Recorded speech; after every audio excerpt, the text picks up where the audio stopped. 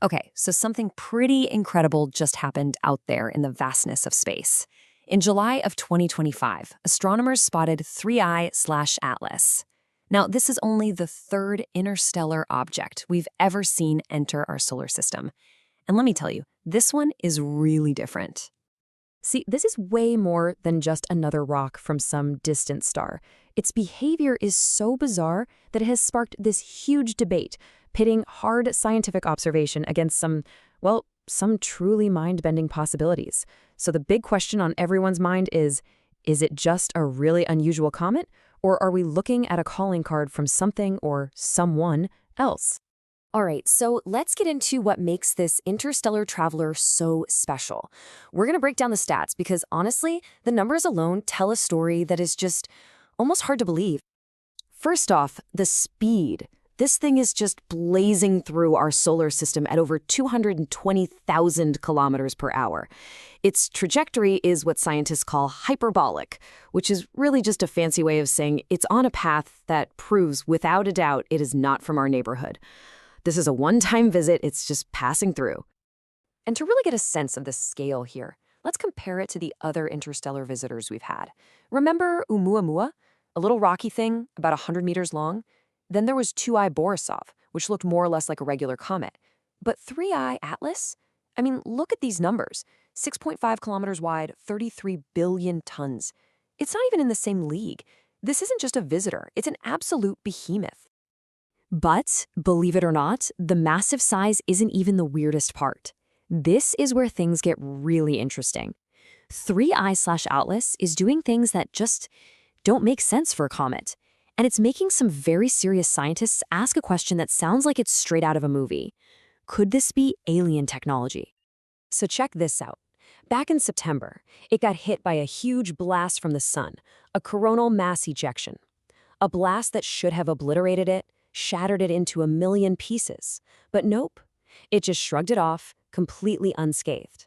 And then it does something that has astronomers scratching their heads.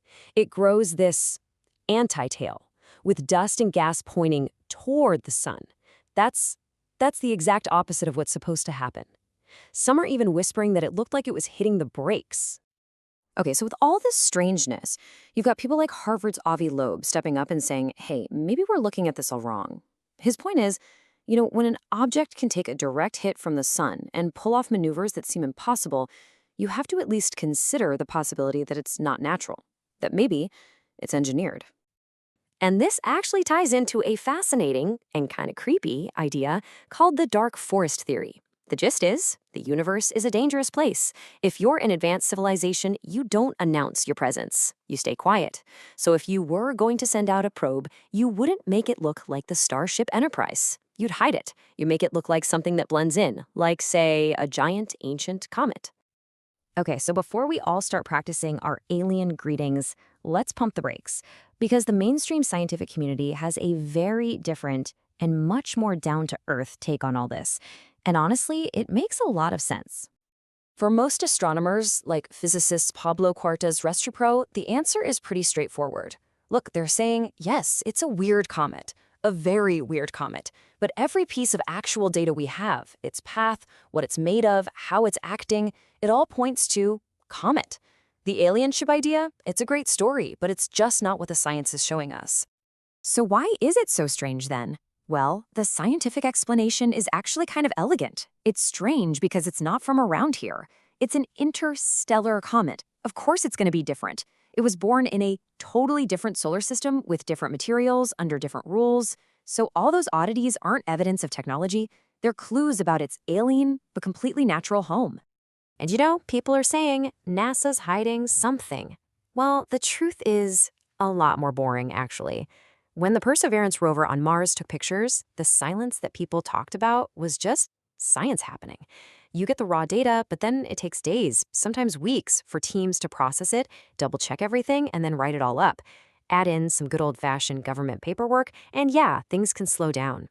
It's not a cover-up, it's just bureaucracy. But here's the really cool part. This is where everyone agrees. It doesn't actually matter if it's a natural comet or an alien probe. Either way, this thing is one of the greatest scientific opportunities we've ever had. Think about it. This thing is basically a time capsule. It's over 7 billion years old. That means it's carrying materials from before our own sun was even born. It's a pure, untouched sample from another part of the galaxy.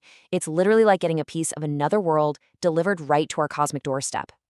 Just by studying the light coming off of it, we can learn so much. Like, how do other solar systems even form? What kind of stuff is floating around in other parts of the galaxy? And how in the world does an object survive a journey that long through deep space? It's giving us a direct chance to see how our little corner of the universe stacks up against another one. But here's the catch. The clock is ticking. This isn't a permanent exhibit. It's a flyby. And the most critical part of its visit is happening right now. So it was spotted back in July, it just swung by the sun in late October, and it's about to make its closest pass to Earth this December. And don't worry, it's still a very safe 270 million kilometers away. And then that's it. By early 2026, it's on its way out, heading back into the void, never to be seen again. This is our one shot, our only window to study this thing up close. And that's why, right now, basically every major telescope we have, from Hubble to the James Webb, is staring at it. It's an all-hands-on-deck scientific effort to soak up every last bit of information before it vanishes for good.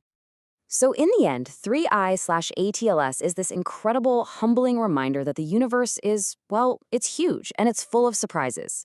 This particular visitor is leaving soon, but it leaves behind a really big question for all of us to think about. What's the next thing coming our way? And when it gets here, will we be ready?